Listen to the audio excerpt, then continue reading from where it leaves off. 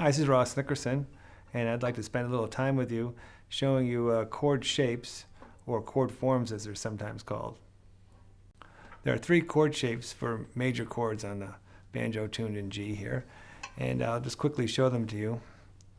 The first one is named after the F chord, which is played down here. We'll call that the F shape. Sometimes I refer to it as the F form.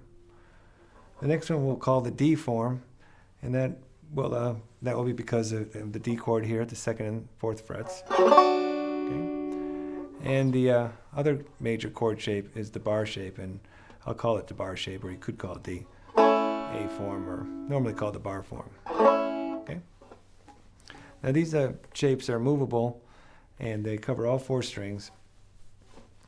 So what I'd like to teach you today, to get you started and to keep it simple, is to have you focus on learning the three chord shapes or chord forms for the chord G and also the chord D.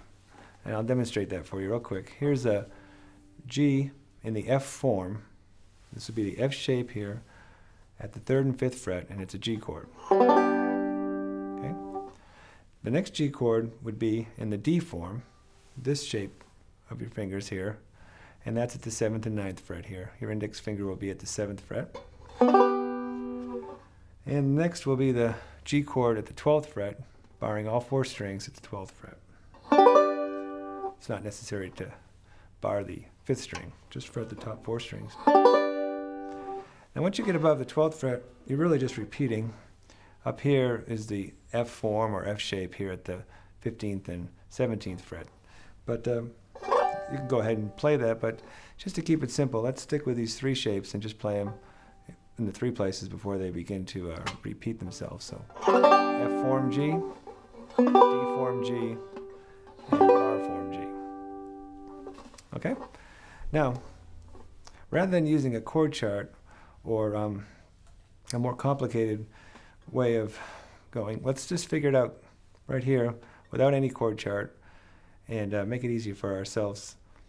Now that you've concentrated, assuming that you've learned and mastered the G chords, let's find some other chords from that place. In other words, if you know where G is, it's easy to know where F is. If you're in the same shape, F is always 2 frets below G. Doesn't matter if you're playing the F form type of G or if you're playing the D form type of G. F is just 2 frets below. If you're in the bar form, F is still 2 frets below. Okay? That will help you to find it. So again, if you know G and you're real solid on that, it's easy to find F. It's just 2 frets below. Now, A is just 2 frets above. So again, if you're solid on G, you can always find A by just moving up 2 frets. Doesn't matter which shape you're in. Okay? Keep in mind that open G is technically the bar shape, so 2 frets up from open G is the bar A chord right there. All right, now skipping to the D chords, if you were real solid on D, it's also easy to find several of the chords close to D. The first D chord is here, D, in the D form at the second and fourth frets here. Your index finger's on the second fret. The next one is the bar chord D, which is at the 7th fret. And then you've got an F form or F shape chord here for D, the 10th and 12th fret. Master those. I'm really only asking you to just get the 3 G chords and the 3 D chords down. Once you've got that, it's easy to find the others. From D, C is always 2 frets below. D, C, D, C, D, C. Okay? Now, if you know where D is, E is always 2 frets above, so here's D to E. D, E, D, and E, okay? Now we've got a couple of chords left that we haven't found going from the G and the D chords, and they're still pretty easy to find. A couple of chords that are commonly used, I should say. One is B flat. That gets used fairly often. And the way to find B flat, or an easy way to find B flat, would be simply to find G and find A, and then B flat is just 1 fret up from A. So if you keep in mind that B flat is just 1 fret up from A. Another chord that you may use fairly often in G tuning is the chord B. And B is pretty easy to find from C. So you would find D, for instance. Find C by dropping down 2 frets. And then B is right next to C, just below a fret. D, C, B is right below C. Okay? Now hopefully by doing it that way, it's simplified it for you, and it's helped you avoid using a page-by-page chord chart. It really doesn't have to be that complicated. You need to be able to get in and out of these chord shapes easily, and that comes with practice, and you just got to really stick with it. If it's a little difficult for you to make the F, which is, I suppose a little bit frustrating for a student, that the first 4-finger or more difficult chord they learn is usually F or maybe D. And down here the frets are wider apart, and so it is the most difficult place to play this shape. So you may take it further up the neck, maybe somewhere on the 7th or even the 9th fret up here, and make the shape just until you get the hang of it where the frets are closer together. But just work at it hard. It shouldn't happen in a week, I suppose, but it should happen pretty quickly if you'll simply focus on it, maybe stop picking for a while and really work on the chord shapes. The next thing we're going to do is you'll need to learn some 7th chords or minor chords, and I can show you a simple way based on what we've done so far to learn those as well. Now if we started with the simple assumption that you knew where the G chords were and the D chords were, and you also knew how to turn the shapes into a minor chord or a minor shape or a 7th shape, or I'll demonstrate what I mean by that, then you should be able to find them all. Let's give you an example. In order to turn an F form or F shape here into a 7th, you fret it like this, and it's all I'm doing is lifting up my little finger off the first string. I'm actually barring the first 2 strings and then playing the same strings as before. It looks like this. Okay? That's how you make a 7th chord out of the F shape. Now the way this works is, if I asked you to play an F7, is you would start with a major. If you wanted to play F7, you'd drop down and play an F, which is 2 frets below G. And then you'd simply turn the shape into a 7th shape, and you'd be playing an F7. So you don't have to learn all the different 7th chords, you just really can concentrate on learning how to change the shapes into the 7th shapes.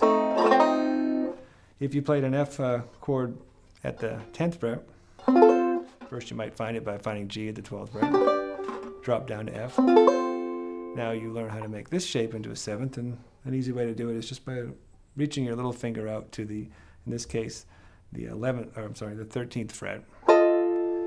It's 3 frets up from the bar, and that becomes an F7. So now we've learned that to make a 7th chord out of the bar, you can go like this.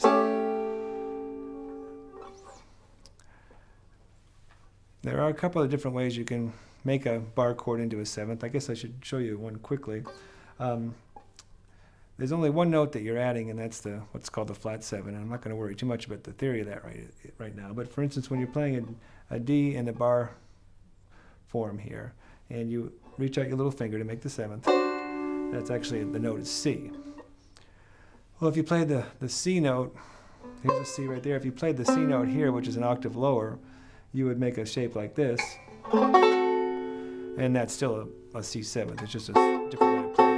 It looks like that. That's 5th fret, 3rd string, 7th fret on the 2nd string, and your little finger on the 7th fret, 1st string. And also to make the full chord, you would grab it like that. Okay? That's another way to make a 7th out of a bar form. All right, there's one more that we're going to do, and let's play G in the D form here. Okay. Now to make this shape a 7th chord, we're going to leave a little finger right there, and then we're going to reach the index finger back to the 2nd string on the 6th fret, and the middle finger on the 7th fret, 3rd string. It's going to sound like this. So we went from D shape. Okay. It looks a little bit like the D7 you may already know. Okay. And a good way to practice is just to kind of switch back and forth with that. Playing 7th chords will be really useful to you, maybe a little bit later down the line, but it's a great way to embellish the music as you play it. And for instance, G and G7 are interchangeable when the chord is G in the song. To get a full shape there, you can reach your finger out there. It's a little tough for me with my short little fingers, but just keep in mind that in a chord, there's really only 3 notes. For instance, the chord G has a G, a B, and a D in it. We've got 4 strings that we're fretting here in the banjo. When you fret all 4 of them, you're actually doubling one of the notes. So it's not the end of the world if you leave one of either the first string or the 4th string out, because you're still getting all 3 notes of the chord. This one, if you play it like this, would be doubled. Those are both B, just an octave apart. Okay, so we've learned how to turn the F form into a 7, how to turn the bar shape into a 7, and how to turn the D form into a 7, okay? So you should be able to find all the chords using the same method that we've been doing, and then just switching the shapes. Next, I'll show you how to turn the major chord forms into minor chord forms. And again, you can find the chord that you're looking for. If I said, I asked you to play, I want you to play a B minor chord, you may have to find B major first, so you might go, okay, well here's D, and I remembered that C was just 2 frets below D, and then I remembered that B was just below that, so here's your B major, okay? Now if I want you to play B minor, you're going to have to remember to switch the F form here, this shape, this chord shape, or major chord shape, into a minor. It looks something like this. Okay? And all we've done really is we're changing this note to that note. In order to fret it, we cover the top 3 strings with the index finger, and then bring the ring finger up here on the 9th fret, and the little finger on the 9th fret on the 1st string. And it's a little tough to cram in like that sometimes. And again, you're actually playing the chord if you just play the top 3 strings, even if you wanted to play the bottom 4th, 3rd, and 2nd strings. But you can get them all in there if you kind of cram your fingers in. Okay? And that's a B minor. We've changed major to minor. That's one of them. We got 2 more to go. Now if I asked you to play an E minor, you might go, okay, well here's D. For instance, D in the D form. Move it up to E. Now in order to make this D shape a minor, it looks completely different, but you're really only changing 1 note again, but it looks like this. And right now I'm fretted with the index finger on the 3rd string, 4th fret. I'm up here on the 4th string, 5th fret. I've got my ring finger tucked in on the 5th fret on the 2nd string, and my little finger on the 5th fret on the 1st string.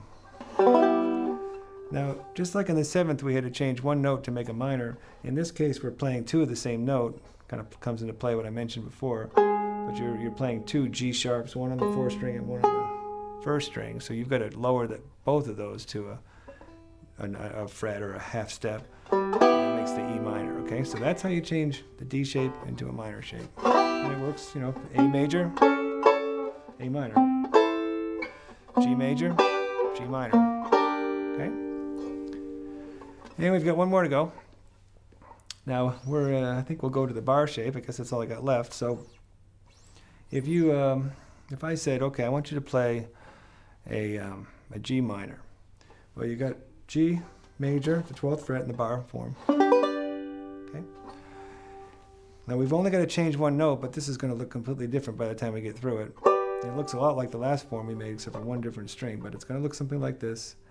Oh, if I get that right in there, okay. It's getting even harder to cram them in, but maybe down here with the A minor it would look like that. But what it is it's your index finger in this case for the G minor is on the 11th fret on the 2nd string.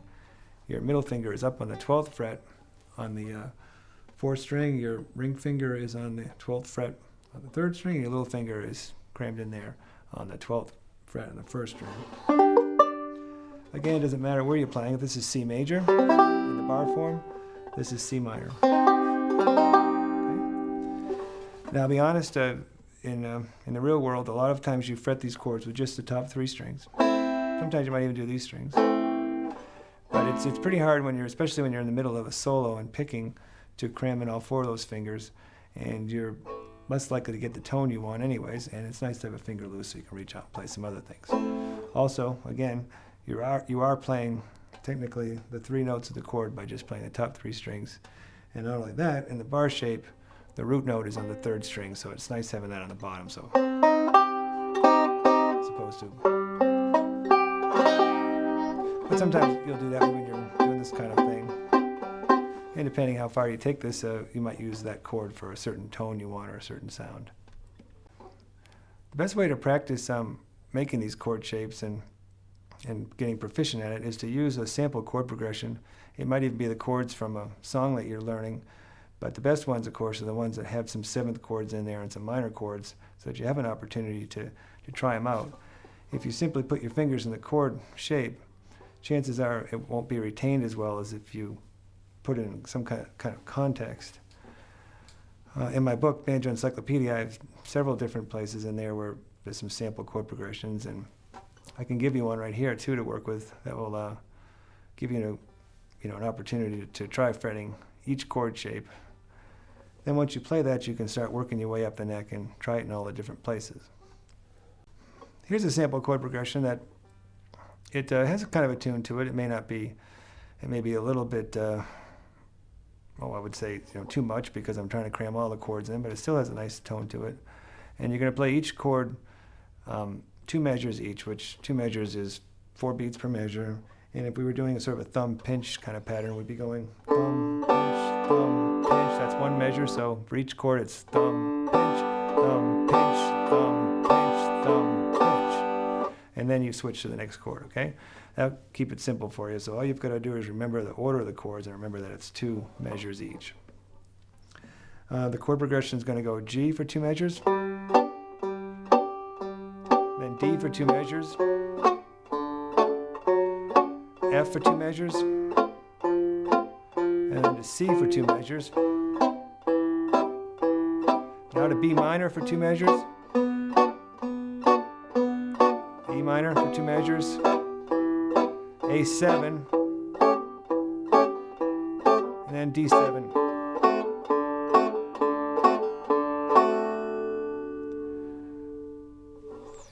Now you could play A major or even D major at the end there if you wanted to, but it's nice to at least have one of those as a 7th chord, so it'll give you an opportunity to try out the 7th shape. Now that you've played that like I just demonstrated, which is a simple thumb pinch in this area of the neck, your next challenge is to take it to the next area of the neck. You would play something that would sound like this, same chords, G, D, F, C, B minor, E minor, A7, D7, and up to the next shape when you play that. Now once you find these and you get good at them, you may decide that you want to, what we'd call voice or phrase the shapes in a slightly different order. You might not always play in just this one section of the neck, for instance. It doesn't always work that way where you play here and then you play there. But that's a good way to learn them. The next thing you should do after you've kind of pinched your way through those songs is to play a simple roll on each chord. A roll that should work good would be the forward reverse roll, and you're going to play 2 forward reverse rolls for each chord change. So it would sound something like this now.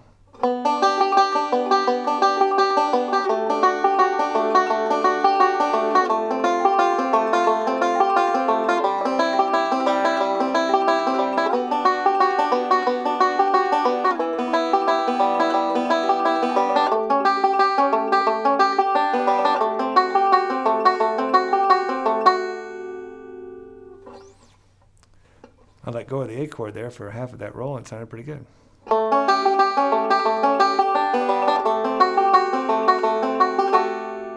could do it either way. Again, this is an exercise. This is an opportunity for you to put something in context to build up your knowledge of where the chords are and your changing ability, how to get in and out of the chord shapes. Now, when I fretted, or when I was picking rather, I started fretting the chords with only the top 3 strings there. And that's actually not cheating. It's a good way to play because a lot of times when you're playing lead or picking your solo, you're leaving at least one finger loose to do some other things with, like.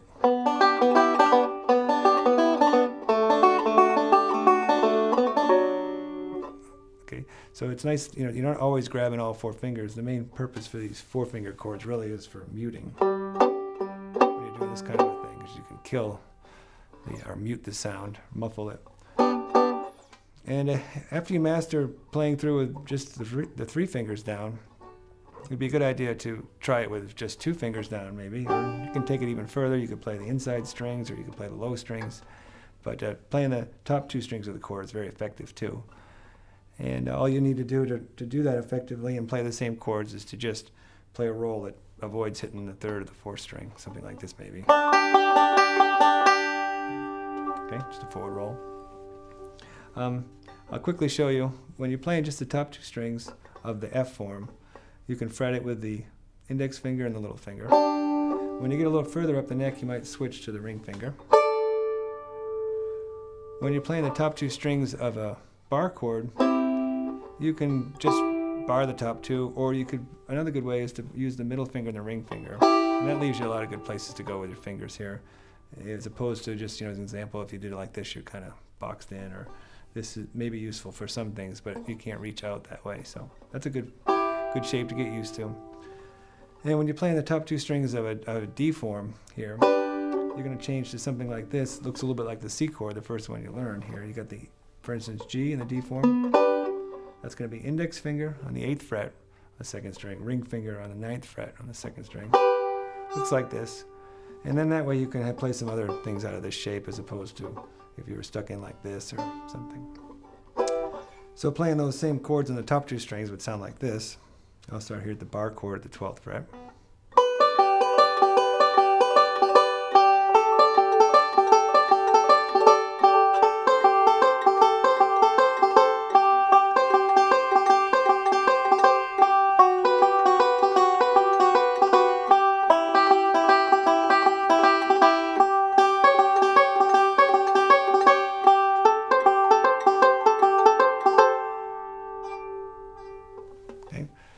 I could have maybe chose different ones to use, but that's, again, it's an exercise, and you can mix and match those to the voicing or the tone that you like. Well, I hope my exercise makes it simpler for you to learn chords.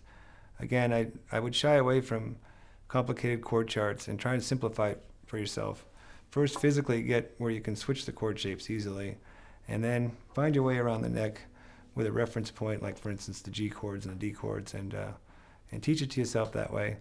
And if it's necessary, leave the picks out of it for a while so you can really concentrate on the left hand. I have these chord shapes pictured in the Banjo Encyclopedia, and I also have it described how to find the chords, for instance, from the G to the F and G to the A, if that helps you too.